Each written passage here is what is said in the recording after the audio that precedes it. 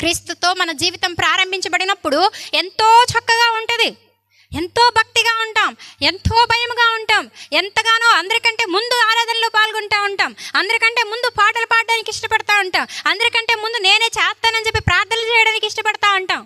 కానీ అలా జరుగుతూ ఉండగా భక్తి కాస్త ఏమైపోతుంది? వెనుకబడిపోతుంది కదండి. మేమే పాస్టర్ గారు ఏంటమ్మా ఏమైంది, ఎందుకు మీరు దేవుని దగ్గరికి రావట్లేదు, ప్రార్థనలు చేయట్లేదు అంటే మేము ఎంతగానో ప్రయత్నిస్తూ ఉన్నామండి, కానీ రాలేకపోతూ ఉన్నాం.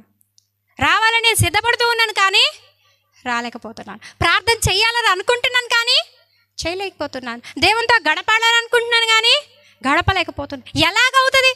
మనిషి తనంతటి తాను చేయగలిగితే ఇంక దేవుడు ఎందుకు? అంతేనా? మనిషి తనంతట తాను ఏదైనా చేసుకోగలిగితే, ఉదాహరణకు తన పాపాన్ని పోగొట్టుకోగలిగితే, తన అపవిత్రతను పోగొట్టుకోగలిగితే మరి దేవుని యొక్క ప్రమేయం అవసరం లేదు కదండి. కాబట్టి మనుషులుగా మనంతట మనము మనలో ఉన్నటువంటి లోపాలను సరిచేసుకోలేం.